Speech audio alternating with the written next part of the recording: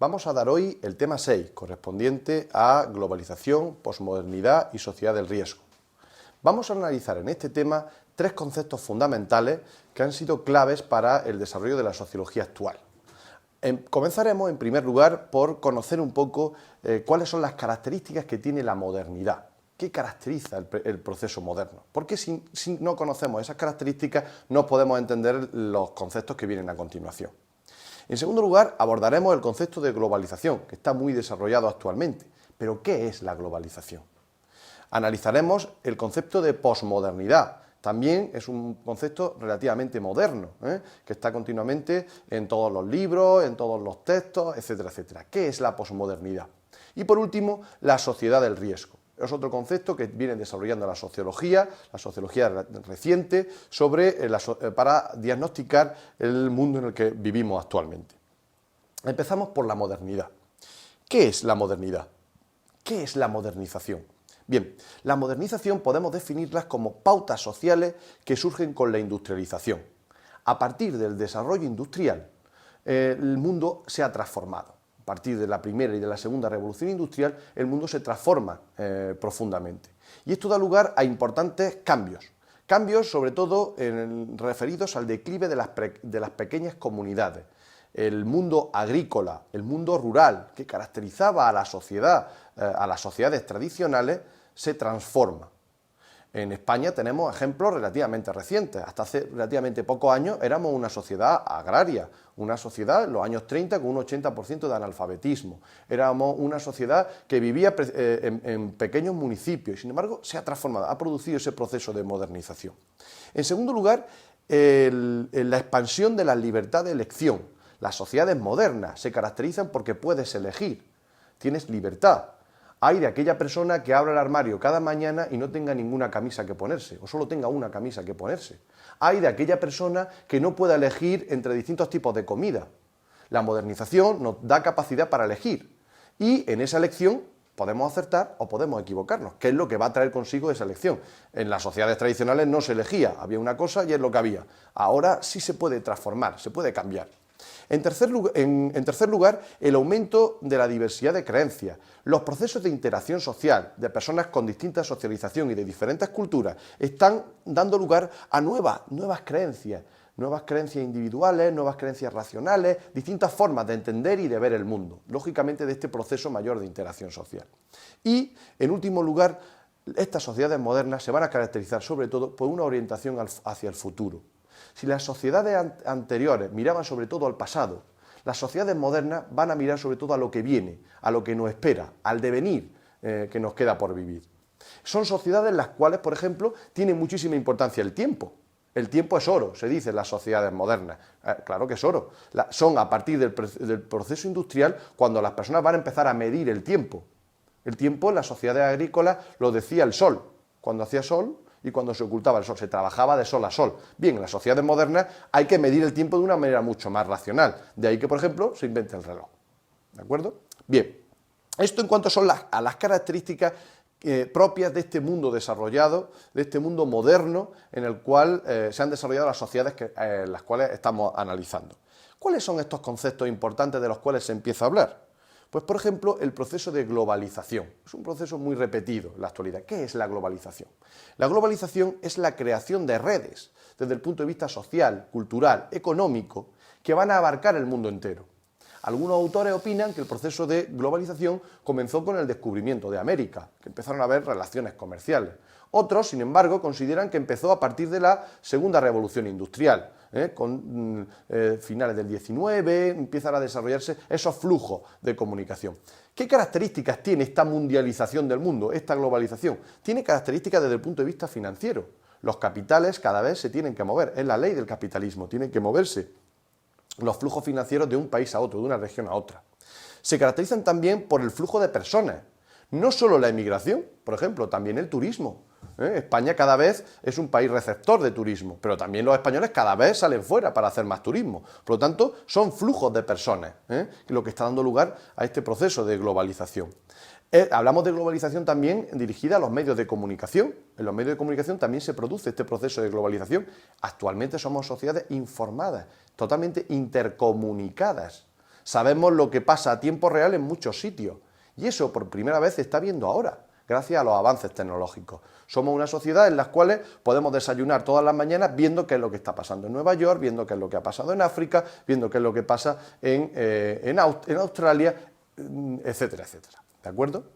En cuarto lugar, el carácter tecnocrático. Es muy importante el carácter de la tecnología y el carácter de las distintas jerarquías que se ocupan dentro de este mundo globalizado, también en expansión. Y por último, las ideas. Las ideas y cómo esas ideas avanzan. Las ideas no tienen límite.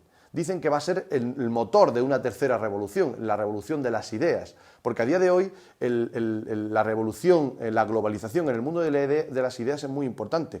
Imaginaros que podemos conocer a día de hoy en España avances que se están produciendo en otros países, en otras partes del mundo. No tenemos que volver sobre nuestros pasos, sino que podemos seguir avanzando. Imaginaros lo que puede ser que a través de un ordenador, por ejemplo, podemos tener acceso a la Biblioteca Británica y podemos analizar pues, las últimas novedades en distintas ramas de la ciencia. Este es el proceso de globalización, un proceso de mundialización muy relacionado con el capitalismo, pero que abarca no solo cuestiones de tipo económico, sobre todo cuestiones de tipo cultural, político, científico, etcétera, etcétera. Junto con este proceso de globalización, este concepto, hay otro concepto que me interesa que conozcamos, el concepto de posmodernidad, porque se habla mucho de posmodernidad, pero ¿qué es la posmodernidad? Para algunos autores consideran que este proceso de modernización, del cual hemos hablado, sigue en la actualidad. Sin embargo, otros autores consideran que terminó y que estamos en otra etapa. No sabemos si es modernización o menos modernización, pero que es otra etapa diferente. Esto es lo que da lugar al concepto de posmodernidad. La posmodernidad nos dice, y se basa, en que las promesas que dijo la modernidad han fracasado. Por eso es otro periodo posterior, posmodernidad. ¿Por qué? Porque el periodo moderno ha terminado. ¿Por qué ha terminado? Porque esas promesas de libertad, de igualdad, de desarrollo económico no se han conseguido tal y como nos prometieron. También esta posmodernización se caracteriza también por la pérdida de la confianza en la idea de progreso. Las personas consideraban, lo hemos visto en los padres de la sociología, que las sociedades iban a mejor, iban evolucionando de manera lineal hacia mejor. Sin embargo, estos autores posmodernos nos dicen que no, que las sociedades no tienen por qué evolucionar a mejor, que estamos ante nuevas situaciones que no tienen por qué ser mejor que las anteriores. La ciencia ya no tiene respuestas. Y aquí en este postulado de la posmodernización, tiene mucha importancia las aportaciones de Einstein. En el momento en el que determinados cánones físicos se relativizan, ¿cuál es la ciencia verdadera? ¿Dónde está la verdad? ¿La razón nos dice la verdad o no? ¿Nos está dando verdad? ¿Estamos andando sobre postulados auténticos o la ciencia se construye también socialmente? Lo mismo que los discursos. Por lo tanto, empezamos a dudar también de la propia razón. Hay que tener en cuenta, por ejemplo, que la razón consiguió aupar al nazismo. Es decir, a partir de un instrumento democrático, una sociedad culta, fue la sociedad que consiguió aupar al nazismo y algunas de las barbaridades más importantes de la historia de la humanidad. Y, por último, se intensifican también los debates culturales.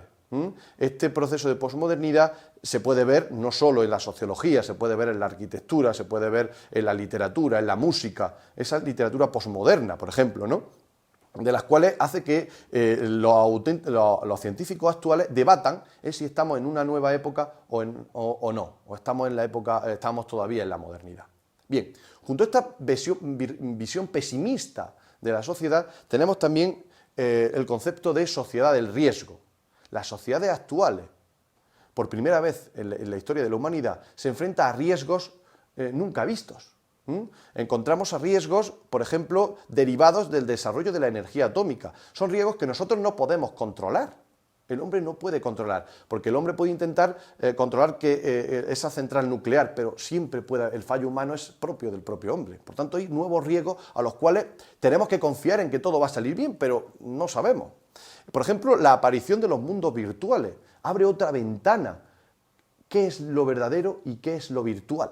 Nos abre una nueva ventana al mundo para poder diferenciar entre una cosa y otra. El desarrollo de la genética, por ejemplo, y de la clonación es otra ventana que estamos descubriendo que no sabemos a dónde nos va a llevar y es un nuevo riesgo. Por primera vez en la humanidad podemos cargarnos a la propia humanidad. podemos destruir el planeta totalmente. Hasta este momento no teníamos herramientas, pero ahora sí. El crecimiento económico no sostenible. ¿Hasta dónde nos puede llevar la degradación ecológica? ¿Es algo pasajero? ¿No es pasajero? ¿Qué ocurriría, por ejemplo, si países como la India o como China adoptaran las mismas pautas de consumo que Estados Unidos? ¿Qué ocurriría? Bien, ¿hasta dónde nos puede llevar ese crecimiento económico? Los desafíos demográficos, ¿qué está ocurriendo? Vamos hacia un paulatino envejecimiento de la población. Los procesos migratorios vemos que son muy importantes a pesar de las diferencias culturales o de los retos culturales de los que supongan. Pero el proceso, por ejemplo, del envejecimiento da lugar también a un envejecimiento de las ideas. Una sociedad envejecida no es una sociedad dinámica. Y eso es también otro riesgo al cual nos estamos enfrentando. O, por supuesto, la urbanización. Los análisis de la urbanización vemos que está creciendo el tamaño de la población mundial, pero que toda la población no se está distribuyendo de manera homogénea, sino que sobre todo se distribuyen en pequeñas urbes. Y esas urbes cada vez van siendo más grandes y suponen un montón de problemas. De ahí, por ejemplo, surgió la Escuela de Chicago de Sociología para analizar precisamente los problemas de urbanismo de Estados Unidos en los años 30. Bien, por lo tanto, sociedad del riesgo, posmodernización, globalización, son nuevos conceptos, son nuevas herramientas que tenemos que tener presentes a la hora de analizar las sociedades actuales. Hasta aquí el tema de hoy.